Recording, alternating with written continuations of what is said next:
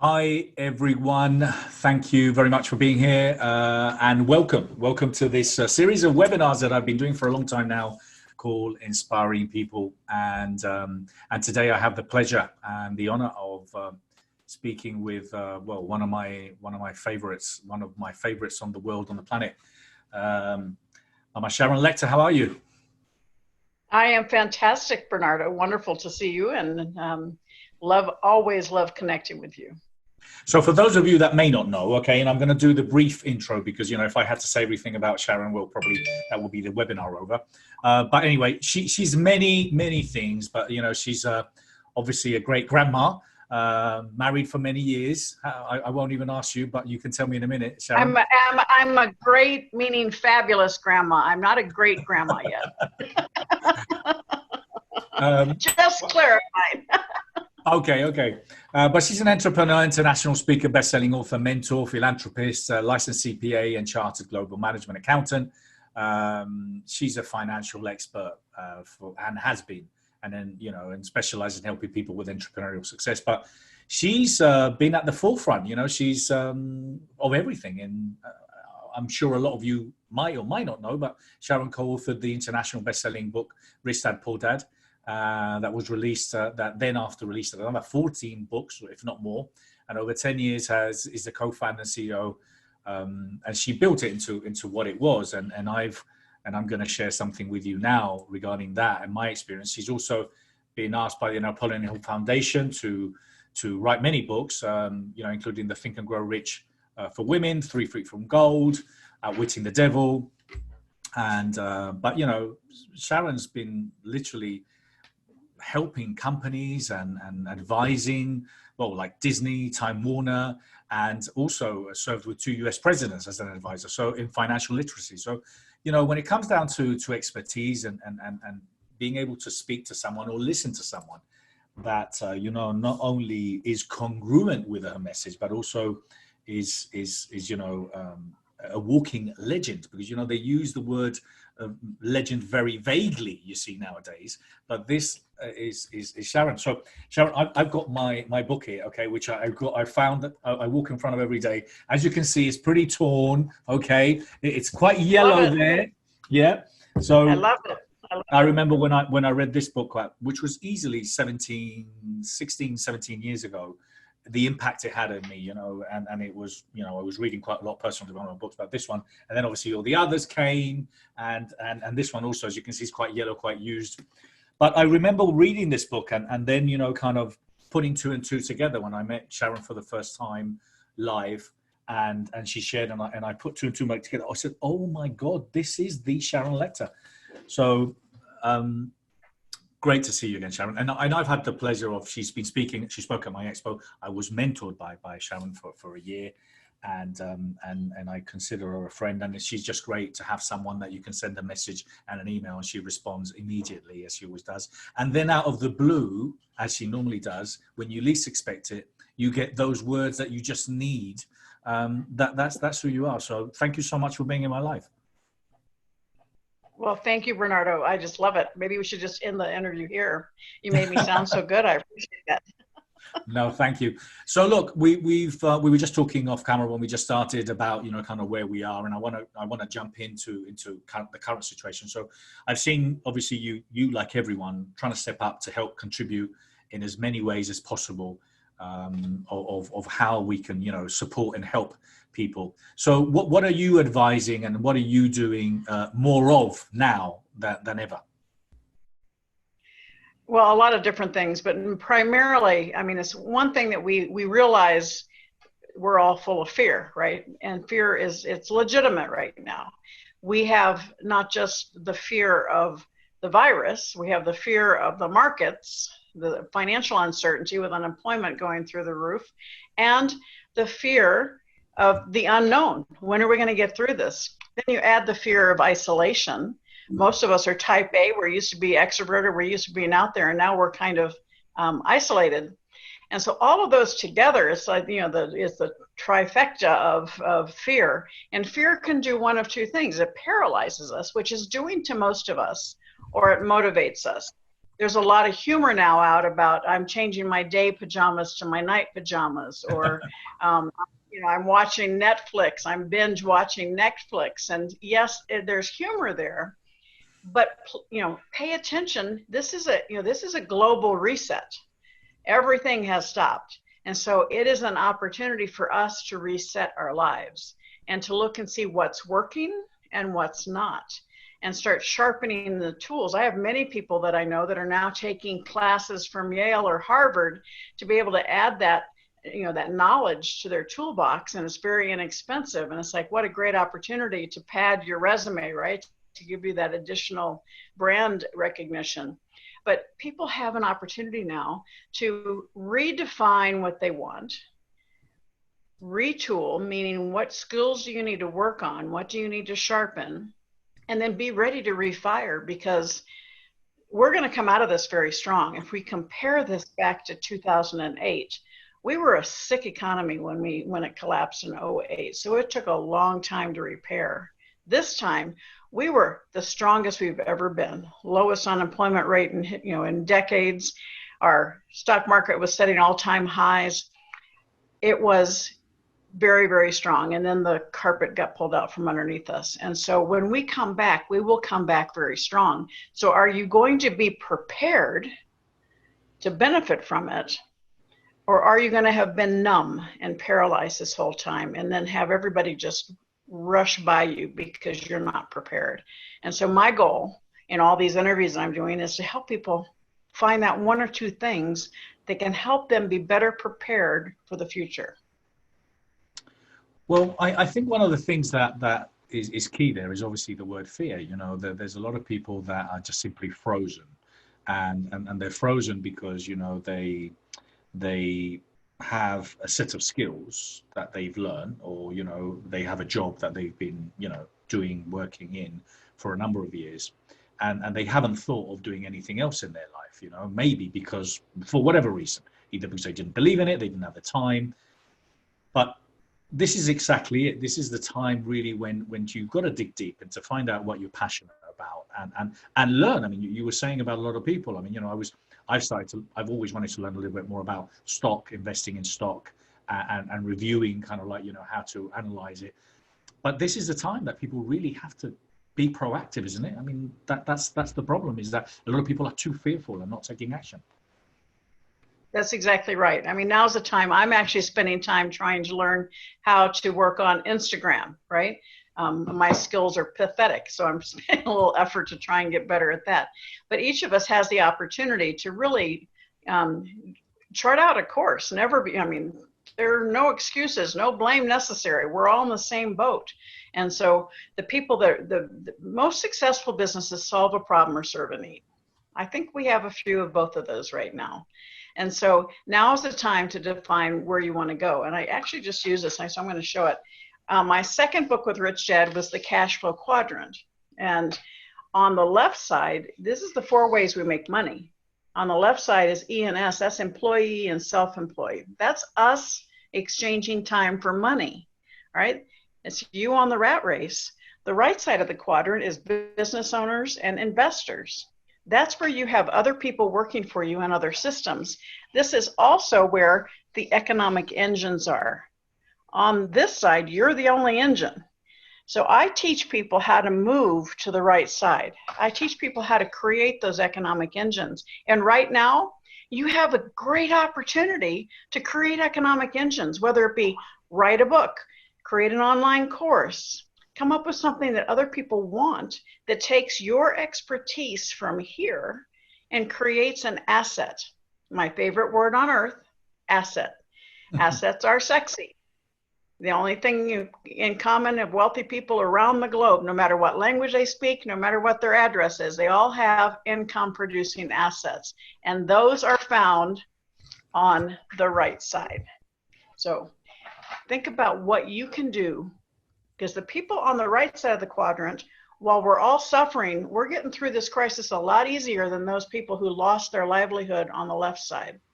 So now is the time to start thinking about what you can do to create those assets that will help you. Heaven forbid we have another something like this, but prepare yourself to be able to get through it much more easily. I was talking to someone the other day, and we were talking about personal growth, professional growth, and obviously, having a set of skills, obviously the right mindset, to be able to get through this, visualizing, being able to obviously see, the positive, reframing the current situation we have. But I've got to say that obviously this is the time when really understanding how important understanding financial literacy and wealth management and wealth training is so key, because as great as personal development is, and it is, there's no doubt in having the right mindset helps, but having financial literacy is so important. And then I think, Sharon, it is probably at the top of the list in many of the of this arena. Don't you think? Oh, it absolutely is. And mindset also has a lot to do with financial literacy, because most of us grew up thinking, we never learned anything about money. So we learned about it at home. That's why they say the rich get richer, the poor get poorer. So, a lot of our issues around money are fear-based and mindset-based. You grow up and your parents said money doesn't grow on trees, we can't afford it, save your pennies, save for a rainy day. All of those things are negative. So we grow up as children hearing money negative, money negative, money negative. And so no wonder we're afraid we're never going to have enough money. We believe in a scarcity mentality. Once you can acknowledge that and see where it came from, you can start releasing it and realize that become a master of your money, not a slave. The people that are slaves to their money right now are the ones that are suffering the most. Become a master of your money and realize that we live in a world of abundance, and there's never been a better time to start a business online, to create those economic engines. I talk about in 3 Feet from Gold, my first book with the Napoleon Hill Foundation, I talked about the personal success equation. And never more so than now is it time for people to look at that and say, how do you need to tweak it? Because the personal success equation is your passion and your talent. So, what do you love or what do you hate? For me, my passion comes from being mad that we weren't teaching kids about money in school. And your talent, I'm a CPA and I have a lot of publishing experience. And most of us stop there thinking we have to do it on our own. But business is a team sport. And the next element, passion plus talent times the power of association, exactly what you and I are doing right now, Bernardo, that power of association, supporting each other and helping. Who's on your team? Who's your mentor? When you're in the midst of fear, the people around you are so important because they can either help pull you out of it or pull you more into the deep end. Your power of association. The next one is times taking action. So instead of binge watching Netflix, use this time to invest in yourself, to learn something or to create something that will be there ready to become an economic engine for you. And the last element is plus F. Most of us, that F is fear, and that's what holds us back. But that F for successful people is faith. And that's having faith in yourself, having faith in what you're doing, have faith that it's needed and necessary, and that builds that self-confidence. And that's one of the biggest things right now that's under fire. People's self-confidence is cringing because they're afraid for their life, they're afraid for their finances, they're alone, and all of those things combine and create a very negative environment. And now more than ever, I know you're familiar with the book Outwitting the Devil that I brought out in 2011. This is such a great tool for people right now because it helps you analyze that fear and helps you blast through it and conquer it and create, instead of being fearful, train your mind to recognize the opportunities. And that's what we do with all the people that we work with, recognizing those opportunities. Have you thought of opening new doors? So I'm just going to actually just ask you, because you just mentioned Outwitting the Devil. So why is that book specifically, out of all the books you've written, and I know you've written a lot of books, but why is that book currently right now so current? Well, I've written 25, but this one was my second book with the foundation. And this was written by Napoleon Hill. So everybody watching or listening probably has heard of Think and Grow Rich. And Napoleon Hill took 25 years releasing that in 1937. And it's as valid today as it was when he released it. Absolutely. But when he released it, he knew he was frustrated. He said, even though people know what they're supposed to do, they don't do it. Anybody feel like that was aimed at them? Yeah, me too. And so he said, in a few short months, he sat down and wrote Outwitting the Devil. And he felt like it was delivered to him. Today we would use the word downloaded, but that word didn't exist in 1938. But he produced Outwitting the Devil, and the name of it scared his wife to death because she was working for the Presbyterian College. So she forbid it to be published. And so the book ended up getting locked, and the manuscript was locked in a vault. And he died in 1970. She died in 1984, 86. Her sister didn't die. She died in, like, I can't remember, 2007 or something. That's when the manuscript came to the foundation. And Don Green called me and said, Sharon, I have this manuscript. I'm not quite sure what to do with it. I'd love for you to look at it. And so I ran off to San Diego where I do most of my writing.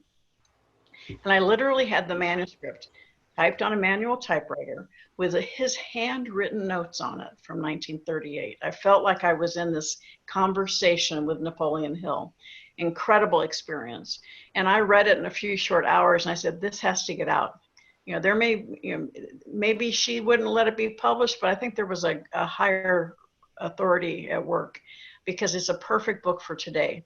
Now, I thought it was a perfect book for us coming out of the 2008 financial disaster. We released it in 2011, but it is so pertinent today, because on page 61, Napoleon Hill talks about the devil releases what he does to keep people in fear.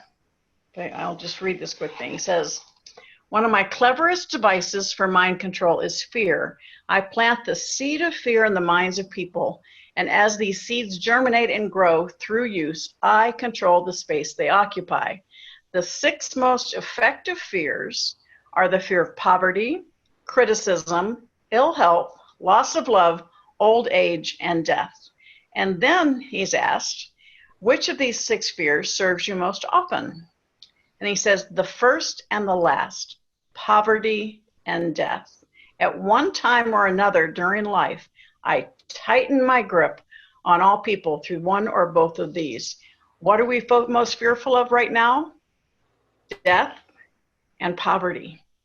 And so it's like, and so this book goes into the depths of all of these fears. He goes against all the taboos, politics, education, religion, sex, alcohol, cigarettes. He takes them all on, about how he takes control of our minds, and how as the devil basically creates the lack of us being tied into our own brain and in control of our own mind. And that right now is so important, because so many people, you use the word frozen in fear. I go paralyzed in fear.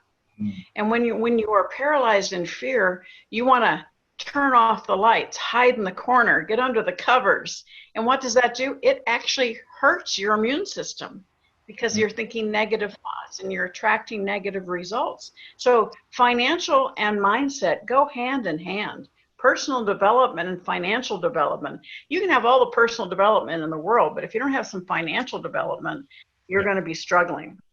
So they go hand in hand. And because money is, it's just a piece of paper with ink on it. The value you assign to it is all up here. That's great advice. You got me on my soapbox. No, and I think kind of like, having the experience you have and what you've done for so many years, and then obviously, you mentioned Think and Grow Rich. I mean, that book is, or has been, the Bible, for so many people, and it's still so current, and so many of us have read it so many times, and for you to be able to have that manuscript in your hand and then listen to this book, and I listened to the book, and then I've read it as well. It is extremely powerful, especially, as you say, coming from you. I can only imagine how he was channeling, or how this wisdom was coming to him, to Napoleon Hill, because it is deep. It's very, very deep. So Sharon, with where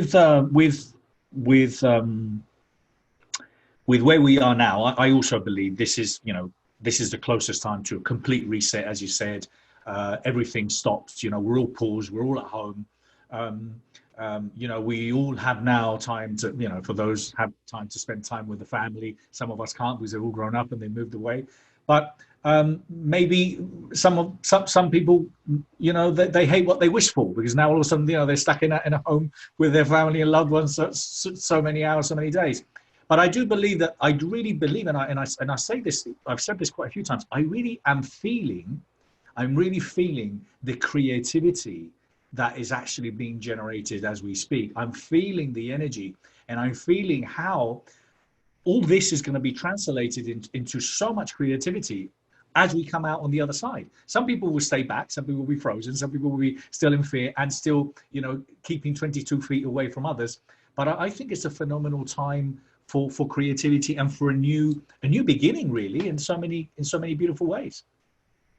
I agree so much, Bernardo. You know, I used to say this, and it had a little different impact now with what's going on. But I say, you know, if we think about when we're children, we're very creative and curious. Your kids are asking why? Very curious. They build forts out of blankets and pillows in the living room. And then they go to school, and in school they're taught a certain amount of conformity. And part of that we have to live in a society. But then they end up graduating, they get their career, and they become comfortable. And so as we're comfortable, we get complacent. And what shakes us up in complacency is a crisis, and it throws us into chaos. Now, I think we're there. We're in the middle of crisis, and we're in the middle of chaos. How do we get out of it? By becoming curious and creative again. So you and I are singing the same song, just in different keys. Absolutely. This is the time to allow your imagination to be creative, and to think about what problem can you solve, what need can you serve, how can you retool your existing business. Look at your existing business and say, what's not working, what will work better in the future, what can I make more virtual, how can I reach more people, and how do I support that? I mean, what we've done in the last few months is we took one of our premier programs and basically cut the price down to almost nothing, because I want to make sure people have the financial wisdom that they deserve to be able. Right now, you have the opportunity to sit down and dig deep into your finances and look and see where you've been, where you've come from, what did you invest in wisely, what did you spend unwisely, and make those one or two small tweaks that can set you up for a much better and much more financially successful future. Now's the time to take the time to dig in and say, what can I change? What's my good debt? What's my bad debt? I just did an interview yesterday with somebody about the historic low interest rates. Do you have a home mortgage that needs to be refinanced? Get rid of those high interest credit cards. Start positioning yourself so that you won't have that kind of financial bad debt in the future. And I think obviously that the word reinvention, is probably in the mind of many people, and a lot of the businesses, even I mean, there's a lot of business obviously that are benefiting very well. They're doing really well from the current situation. Obviously, if you're a supermarket, you're doing extremely well. If you're Amazon, you're doing very well. But there's a lot of companies that have repositioned themselves, and they've repositioned themselves quickly, or have slightly reinvented. And I think sometimes people struggle with the word reinvention. But what I believe in is that we all have a set of skills that we're bringing from our early years that are part of who we are, and they are assets within reason. And it is identifying what, as you said before, what are the things that I'm really good at? What can I go out there and bring some revenue from, or share wisdom with? And that's kind of where I think people struggle with the word reinvention or change, and everything that has happened. I love that.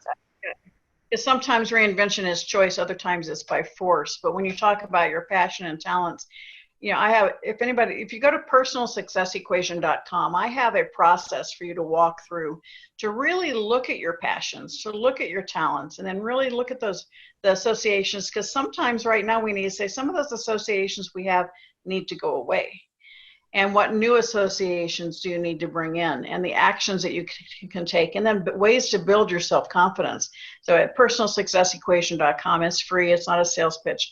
It helps you really start looking at what you're doing, and will help you do that reinvention Bernardo, I often use in my talks something where I go, sometimes you have to close one door for other doors of opportunity to open. And I use that in relationship to me making the decision to leave the Rich Dad company. And when I did that, I didn't know what the future held for me. But had I not closed that door, I wouldn't have had the opportunity to work for President Bush and Obama, nor the opportunity to work with the Napoleon Hill Foundation. And so every time I speak, I talk about sometimes there's a door you need to close so other doors can open. Well, today I have to revise that. Sometimes doors get closed on you, right? We're here. Something's happened.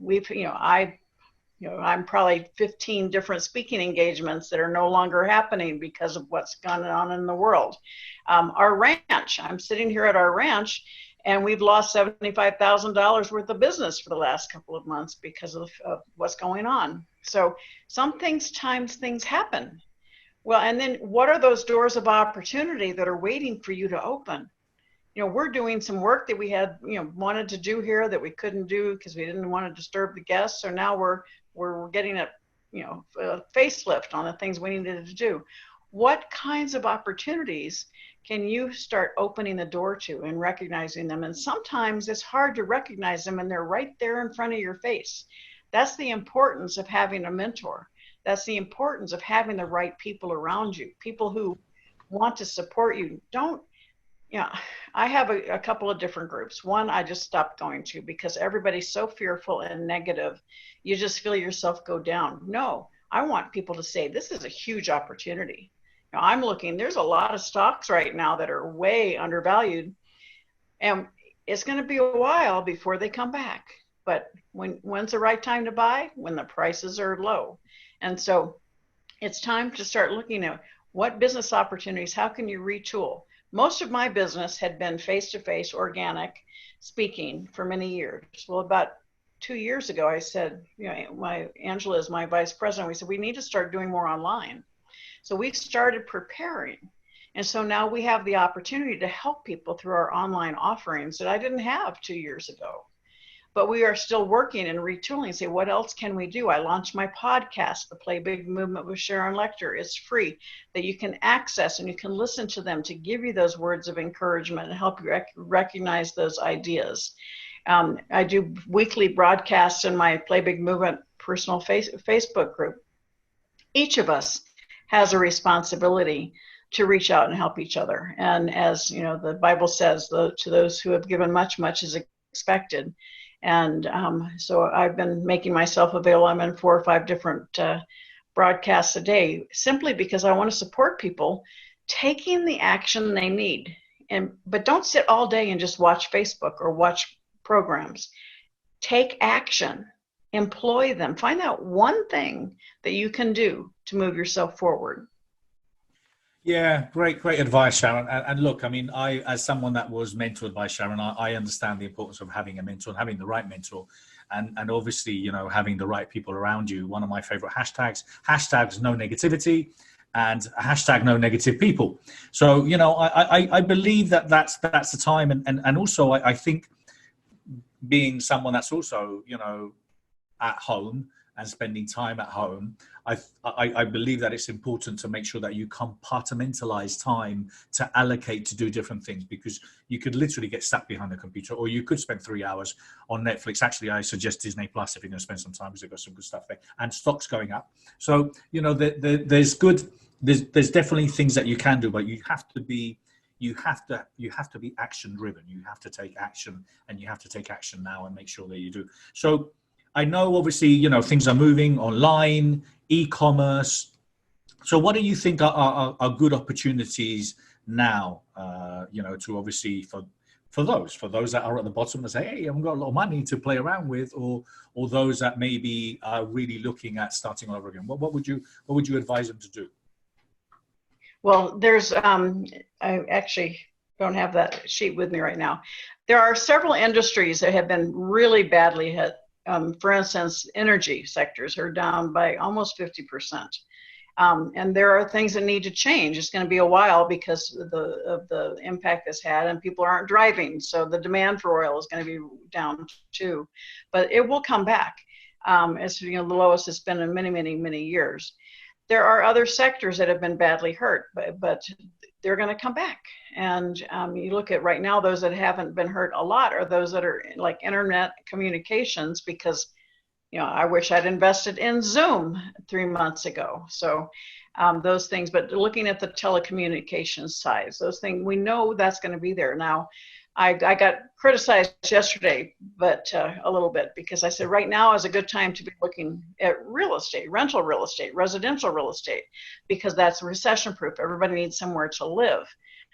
I would not be investing in commercial property. Now, that's my opinion. Yes, it's going to be very low, but I don't know what the retail environment is going to rebound to. There's a lot of bricks and mortar out there. There's a lot of empty space that's going to be impacted. The number of companies that never went virtual that are now virtual may want to remain that way. And so from my perspective, unless I really understand the industry and understand the appeal of commercial real estate, I'm going to stay away from that, because I want to see it rebound. There's no doubt in my mind, B and C properties and residential rental are the way to be recession proof, because people always need a place to live. Now, yes, right now, a lot of people that are renters can't pay their rent, but they're getting assistance, and landlords are able to get some assistance as well. So when we talk about diversification, most people, most personal financial planners talk about different types of paper assets, stocks, bonds, mutual funds. When I talk about diversification of assets, it's across asset categories: paper assets, businesses, owning businesses, real estate, intellectual property. All of those are different asset classes.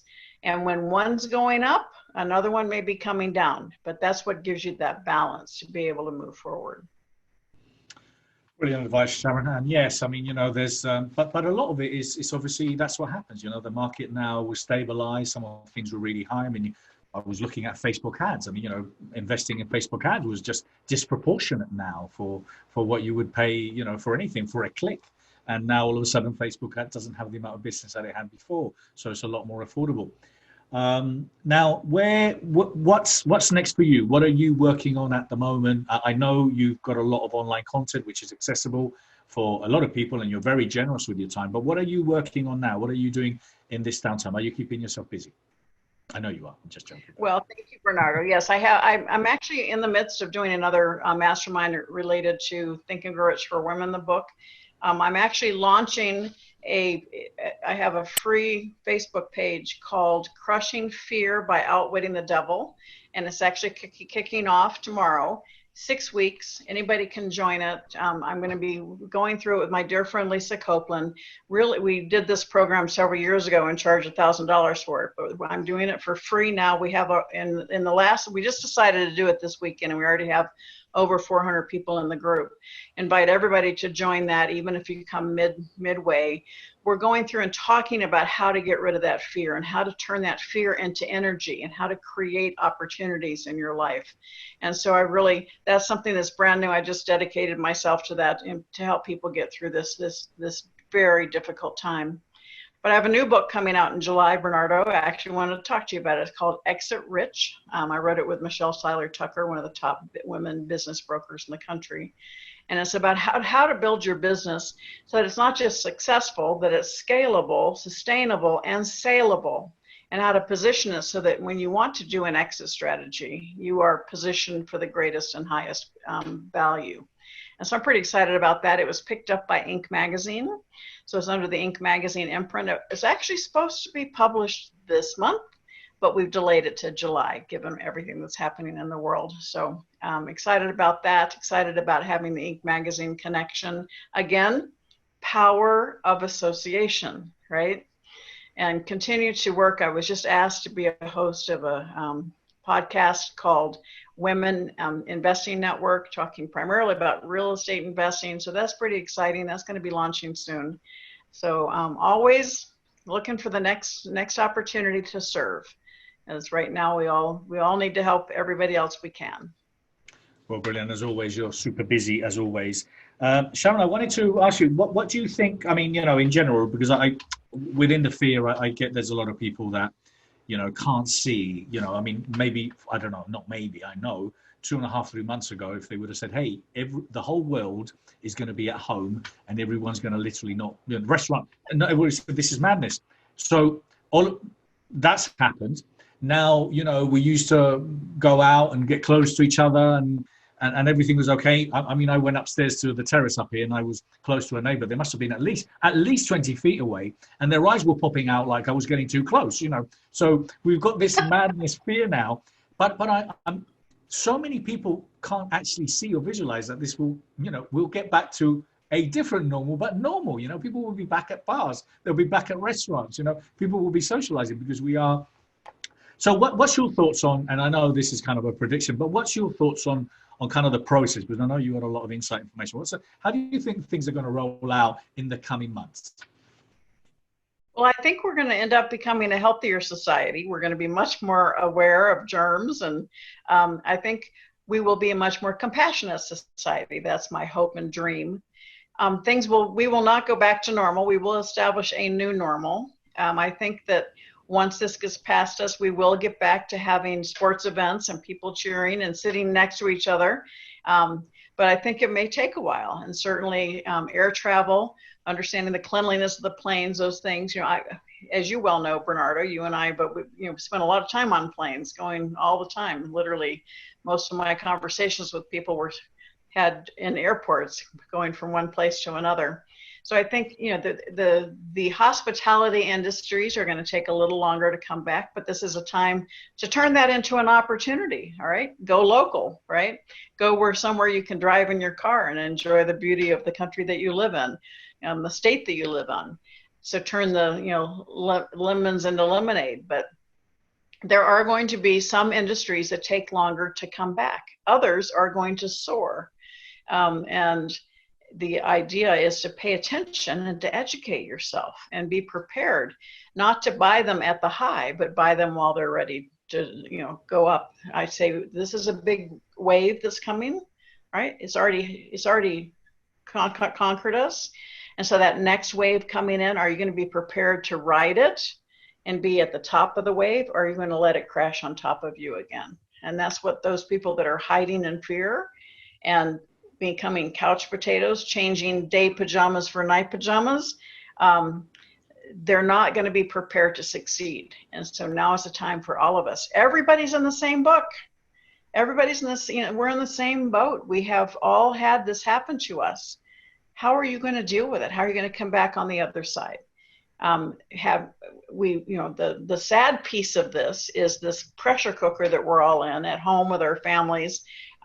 There's, I'm on the National Board for Child Help. There's been a 20% increase in calls to our hotline.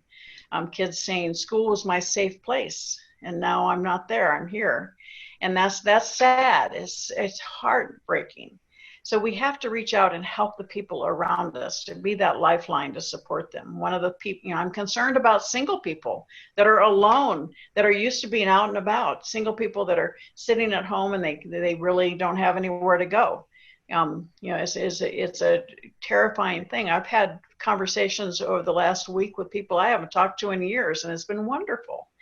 So reach out, and I tell people, everybody, this whole generation have become texters. Everything's through text. And I go, actually start talking to people again. Because I say, yes, we have social distancing.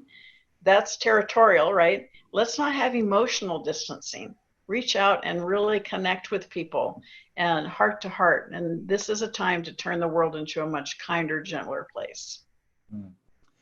Well, Sharon, thank you so much for your time. Always very generous. Always lovely to see you. I will send you an email anyway to thank you personally. But thank you so much. Stay safe, and looking forward to seeing you soon and giving you a hug.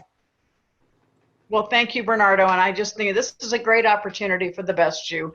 Anybody that's out there, you've got incredible offerings, and you're a great testament to retooling and adjusting your business from these mega events, which will still happen in the future, but you've taken that and now you've created these offerings virtually.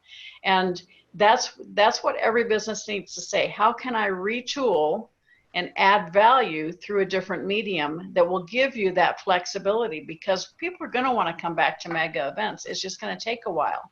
but you're still providing the opportunity for them to get the resource and the education and the power of association that they need. So thank you for what you're doing. Yeah, no, thank you, Sharon. And we've been, luckily we've been doing that for a long time. We documented everything. So we had it all on the Best You Online. It was just literally now revving it up a little bit sooner than, but I also think I do believe it is about that. It is, I think what's going to come from now are these really strong alliances and good, strong partnerships are going to come from this, because I think a lot of minds are coming together, and I think we're going to see a lot more of that in the coming years. So thank you so much. Take care. Thank you. I love it. I appreciate you and all that you do. Thank you so much. And thank you everyone for watching today. Lots of love. Take care.